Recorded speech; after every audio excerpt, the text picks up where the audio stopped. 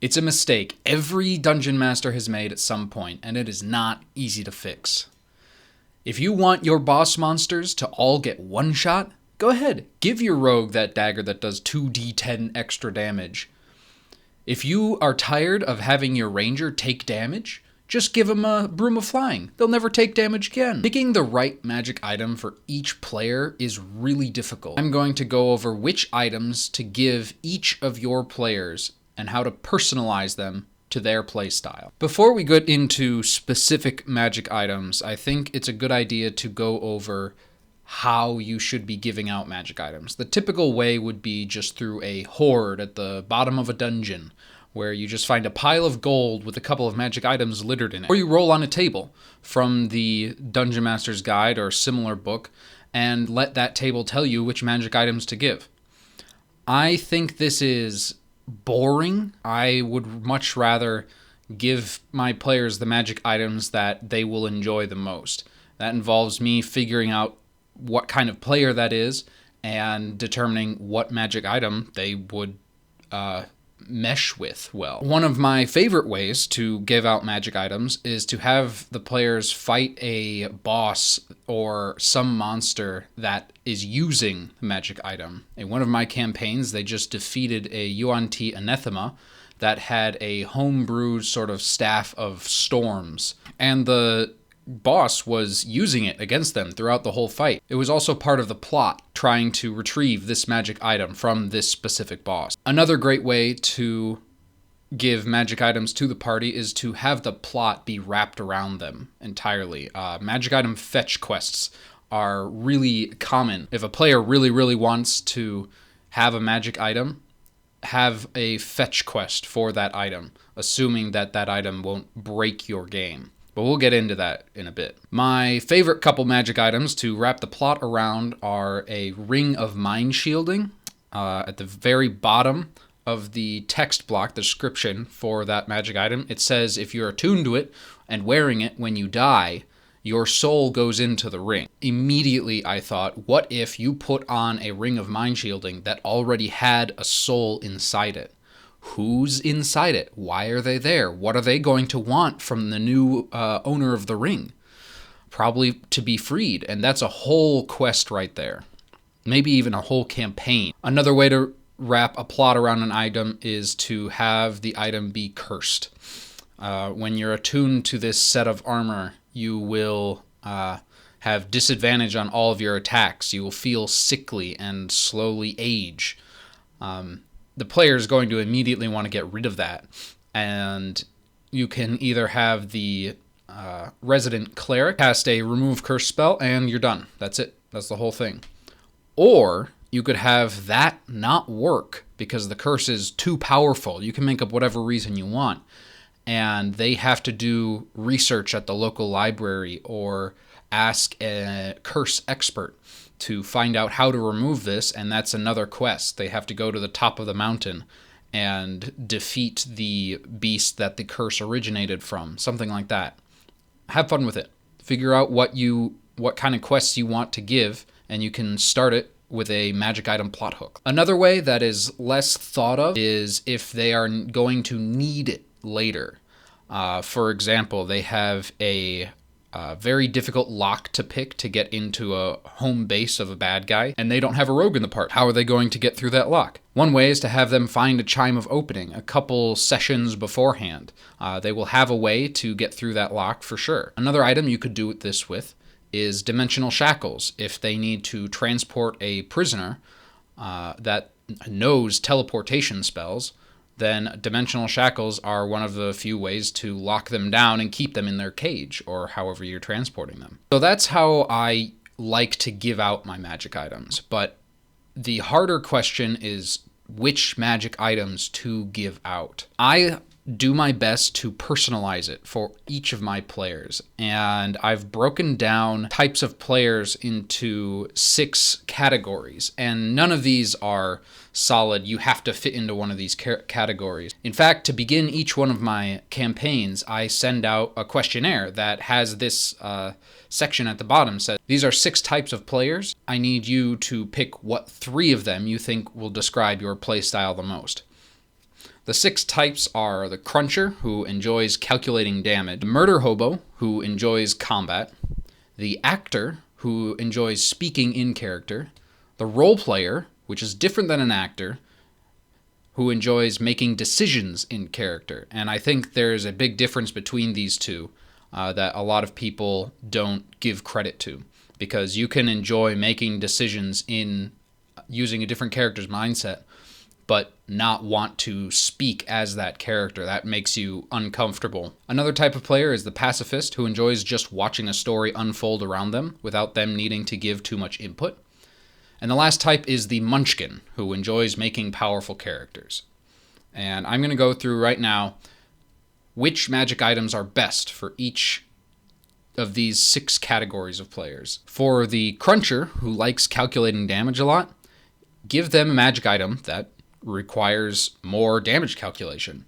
That one's pretty straightforward. You can give them a magic item that makes it harder to calculate damage, or just more complicated in general. These can include extra damage dice, like a Frostbrand sword or a Fire Tongue sword. I think those are the 2 swords that are just straight extra d6 of damage. If they want a magic item that you have to track charges with, only has a limited number of uses, there's dozens of these in the form of wands, staves, rods. Some rings have charges. They'll probably enjoy those as well. This also goes the other direction.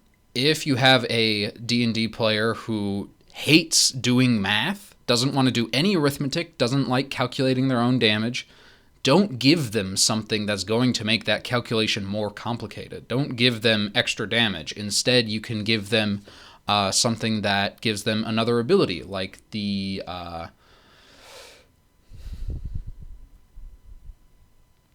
Ring of Jumping. You don't have to keep track of charges on that. You don't have to calculate more damage. It just lets you cast the jump spell on yourself. If you have a Murder Hobo in your party, and first of all, my condolences if it's not a dungeon crawl hack and slash campaign you're running. But I think this Murder Hobo of yours will enjoy something that changes the strategy they can use in combat. For example, something that allows them to cast Wall of Stone, to literally change the terrain, or something that allows them to teleport, like the Cloak of the Mountebank. My favorite item for changing how things work in combat is the Ring of Spell Storing, and the reason is you can give the Ring of Spell Storing to anyone. You can give it to a fighter, you can give it to a bard, you can give it to any class, no matter whether they're spellcaster or not. But if other people cast spells into that ring, whoever is attuned to it can cast them. I had a party once use this in a very creative way, where they gave the Ring of Spell Storing, which can hold up to 5 levels worth of spells. They gave it to someone who had met the person they're tracking, but couldn't cast spells.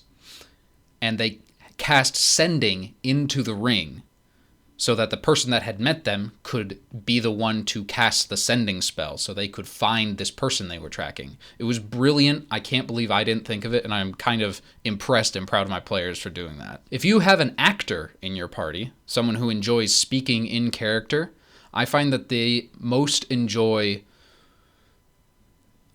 magic items that allow them to do that more, to speak in character more often. One of these is the Hat of Disguise. They can put on the Hat of Disguise, pretend to be someone else, and speak as that person, making deception checks the whole while. Another sort of way you could have them speak in character is give them a magic item with a trigger word. A lot of magic items say, as an action, you can speak this item's trigger word, or something along those lines.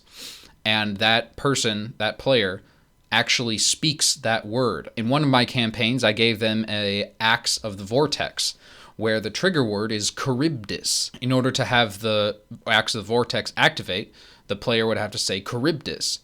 I don't hold to this very much, because I didn't give it to an actor kind of style of character, but I made a little bit of a mistake giving this one out because I didn't give it to a actor player, but I still think that kind of item would do very well in an actor's hands. My next kind of player is a role player, someone who likes making decisions in character, but not necessarily speaking in their own character's voice.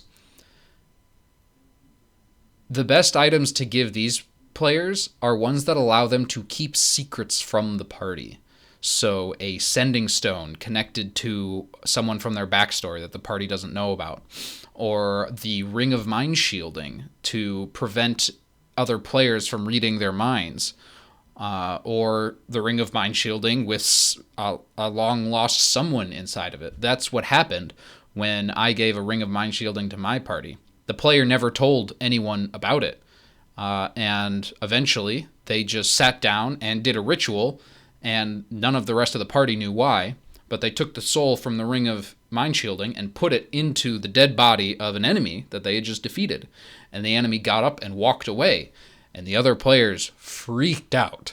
And that ended up being a very good session because of that secret that was kept from the party for so long. Pacifist players, the ones that don't usually like giving input or needing to give input and just do as they please, they don't like being in the spotlight as much. These players typically don't know their character's abilities as well, I find. So don't give them something that will make their character more complicated. Give them something that will give them a consistently fun option in combat. My favorite one of these is the very rare magic item Wand of Wonder. You can always use your action to use the Wand of Wonder and roll a d100 to see what the heck happens. I find that magic item is extremely fun to give to players. It's not overpowered in any way. If anything, it's underpowered. It doesn't seem like a very rare magic item, and I would be comfortable giving a Wand of Wonder to a very low-level party. If you don't want to give them something or like the Wand of Wonder, that is complicated, just give them something that is simple and passive, like a +1 weapon, so that they can change on their character sheet and then forget about it. The last kind of player, the Munchkin, is the one where you have to be very careful giving magic items to. If they ask you for a magic item specifically, make sure you ask them why. There are a lot of subreddits that have gone over broken ways that you can use specific magic items. For example, the Immovable Rod. They will find a way to put that rod inside a shoe or something and allow them to essentially hover in midair. If you don't think your player will do that, then giving them the Immovable Rod shouldn't break your game, because you can still be very creative with it in other ways.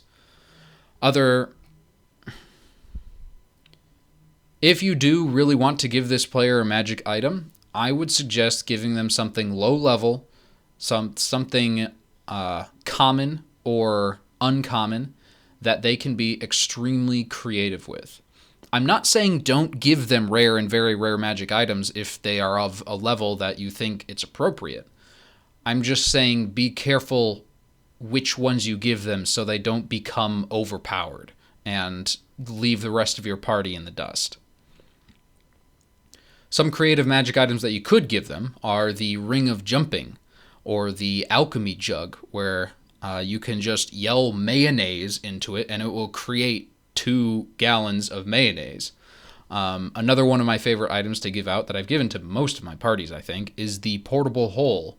It's like a bag of holding, but in order to open it, you have to open it up onto the floor, and you can see everything inside it. You don't just reach your hand into a void and pull out whatever you need.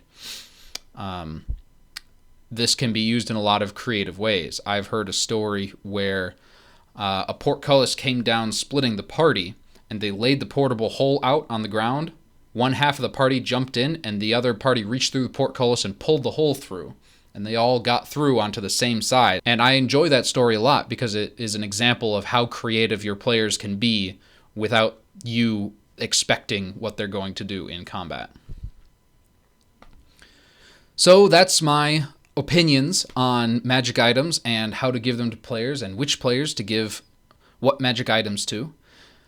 If you still aren't sure which sort of magic items to give to your players after this video, I would suggest checking out this one. I go over how I test out whatever theories I have in D&D. It is technically a campaign diary for one of my sessions, but I explain what campaign that is. And if you enjoy that video, like that style of campaign diary video, please let me know in that video's comments or this one's comments. I enjoy all kinds of feedback. If there's something I left out or you don't think my set of types of players is okay, let me know. If you think I have the wrong idea about how to give out magic items, let me know. If you don't like my set of 6 types of players, let me know what you would change about it. But no matter what, just remember, everything will be okay.